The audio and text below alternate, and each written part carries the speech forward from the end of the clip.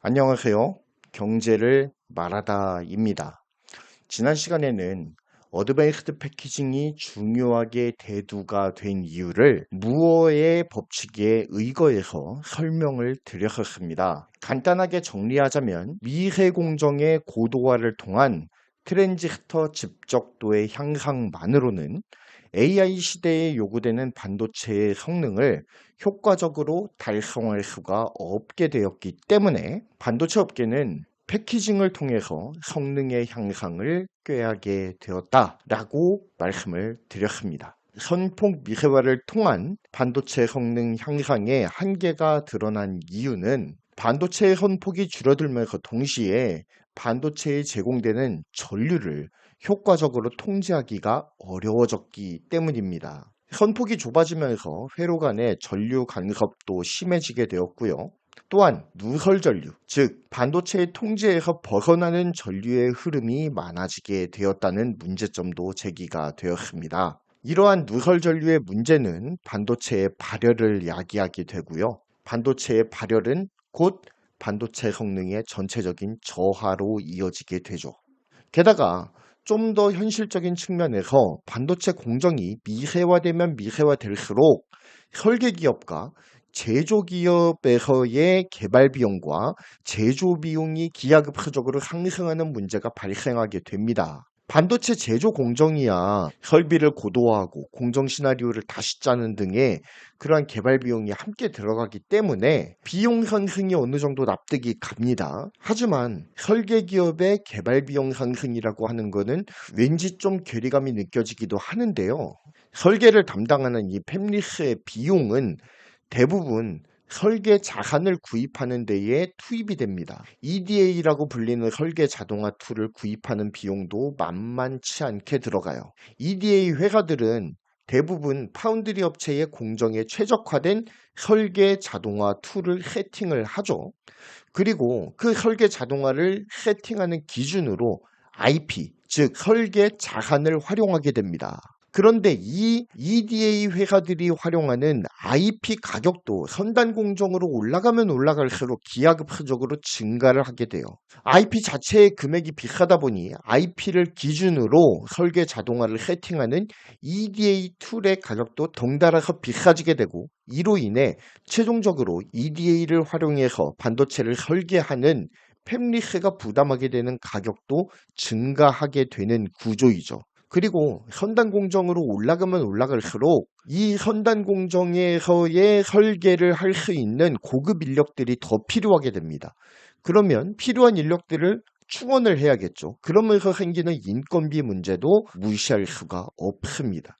이러한 비용들이 추가되다 보니까 팹리스 쪽에서도 비용이 부담스럽게 상승을 하게 되고 공정 미세화를 실제적으로 진행하게 되는 제조기업에서의 설비 투자 비용도 기하급수적으로 상승을 하다 보니까 서로에게 비용이 부담이 되는 그러한 사건들이 벌어지게 되었다라는 것입니다. 지금 TSMC가 3나노 판가를 계속해서 올리고 있잖아요. 그 이유가 바로 3나노를 구현하는 데 들어간 장비값이라든지 개발 비용을 뽑아먹기 위해서 그러는 거예요.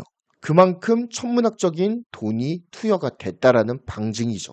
자, 이렇게 반도체 선폭 미세화는 반도체의 성능을 향상시키기도 하지만 발열, 전력 통제의 어려움, 그리고 반도체 제조 비용의 상승이라고 하는 고질적인 한계를 드러내기도 합니다. 이에 반도체 회사들은 패키징을 통해서 선폭 미세화로 인해 촉발되는 문제점을 상쇄시키면서도 반도체 성능을 획기적으로 높일 수 있는 방안을 마련하기 시작하는 거예요. 그래서 반도체의 성능 향상의 대안으로 떠오르게 된 패키징 방식이 현재 각광을 받고 있는 어드밴스드 패키징, 즉 첨단 패키징이라고 할 수가 있는 겁니다. 이 어드밴스드 패키징은 서로 다른 반도체 다이 블록을 통합해서 하나의 칩셋으로 만드는 모든 기술을 총망라한 네이밍이에요. 여기에는 우리가 일전에 살펴보았던 칩넷도 속하게 되고요. 또한 우리가 낸드 플래시 이야기할 때 자주 듣게 되는 TSV를 활용한 적층 기술도 이 어드밴스드 패키징에 속합니다. 일명 3D 패키징이라고 불리는 기술이죠. 칩넷도 3D 패키징도 모두 서로 다른 칩 다이 블록을 조합한다는 점에서는 동일한 개념이라고 볼 수가 있겠지만 이를 횡으로 붙이느냐 아니면 위로 쌓아 올리느냐의 차이를 갖게 됩니다. 또한 횡으로 붙이고 위로 쌓아 올리는 데에 이 인터포저라고 하는 매개물이 들어갔는가 아닌가의 문제도 또한 차이로 등장하게 되죠. TSV는 칩넷으로 대표되는 2.5D 패키징과 수직 적층 방식인 3D 패키징에 공통적으로 들어가는 기술입니다. 하지만 이 기술이 칩과 칩 사이에 적용이 되느냐, 인터포저에 적용이 되느냐도 하나의 차이로 작용한다고 볼 수가 있겠습니다. 오늘 이 시간에는 주요한 어드밴스드 패키징의 방법으로 지목되고 있는 2.5D 패키징과 3D 패키징에 대해서 대략적으로 살펴보는 시간을 갖도록 하겠습니다. 일단 우리가 첫 번째로 살펴보아야 될 것은 2.5D 패키징이에요. 이 2.5D 패키징은 여러 개의 반도체 칩 다이를 흡형으로 붙여서 단일 패키지로 통합하는 패키징 기술입니다. 칩넷이라고 보시면 이해가 빠를 거예요. 이때 반도체 칩 다이는 개별 칩이고요. 각각의 칩 다이는 독립적으로 제조되고 테스트가 됩니다. 2.5D 패키징이 3D 패키징과 다른 점은 각각의 칩 다이를 특별한 기판인 인터포저 위에 횡으로 배치한다는 데에 있어요. 또한 로직 다이의 여러 칩들과 메모리 등을 실리콘이나 PCB로 구성되어 있는 인터포저 위에 횡으로 배치하는 구조가 바로 2.5D 패키징 구조예요. 이렇게 횡으로 배치한 다음에 각각의 칩 다이를 고밀도 인터커넥트 기술을 활용해서 연결을 합니다. 그럼을 통해서 칩 간의 연결성을 향상시키는 거예요.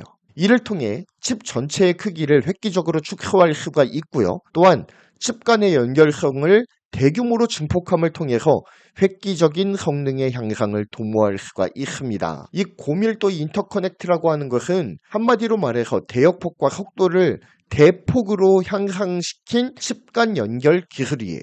자, 이전에 옛날의 패키징이 그냥 각각의 반도체 칩들을 따로따로 포장함을 통해서 그 칩들을 보호하고 전기 신호에 반응할 수 있도록 실제로 칩이 성능을 발휘할 수 있도록 PCB 기판에다가 고정시켜주는 역할에 그쳤단 말이죠. 그런데 현재의 패키징은 그것들을 뛰어넘어요. 여러 개의 반도체 칩을 하나의 칩셋으로 묶어버리고 칩 다이 간의 연결성을 획기적으로 향상시킴을 통해서 결과적으로는 칩 자체 성능을 업그레이드하는 것을 그 목적으로 합니다.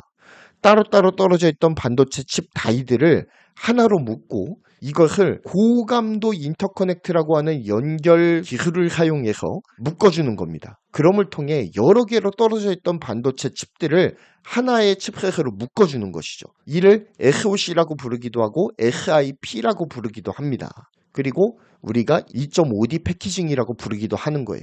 또 다른 말로는 칩넷도 있죠. 거의 다 같은 의미라고 보시면 됩니다. 따라서 이 어드밴스드 패키징의 일종인 이 2.5D 패키징, 여기에서 중요한 것은 어떻게 횡으로 결합시킨 여러 개의 칩 다이들을 효과적으로 연결을 시켜서 데이터 전송을 용이하게 할 것인가에 달려 있겠죠. 어쨌든 그거 하려고 다 모아놓은 거 아니겠습니까? 자, 그래서 2.5D 패키징에서 일반적으로 이 다이들은 인터포저 위에 종합적으로 포지셔닝이 되고요. 인터포저의 다양한 연결 포트에 연결이 됩니다. 기본적으로 2.5D 패키징에서 다이들 간의 직접적인 연결은 없어요. 그냥 인터포저가 연결 단자의 역할을 수행을 하는 겁니다. 인터포저를 통해서 다이들이 상호작용하고 통신할 수 있는 구조가 바로 2.5D 패키징이에요. 얼마 전 삼성전자에서 아이큐브 8을 발표하고 내년부터 양산에 들어갈 것이라고 발표를 했었죠. 이것이 바로 2.5D 패키징의 일종이에요. 이 아이큐브에서 I가 바로 인터포저를 의미하는 거거든요. 인터포저 위에 로직 다이를 가운데에다 배치를 하고 고대역폭 메모리인 HBM을 양옆으로 조합을 함을 통해서 한 패키징으로 만드는 겁니다. 그럼을 통해 데이터 전송을 용이하게 하는 것이 바로 이 아이큐브 8의 핵심이에요.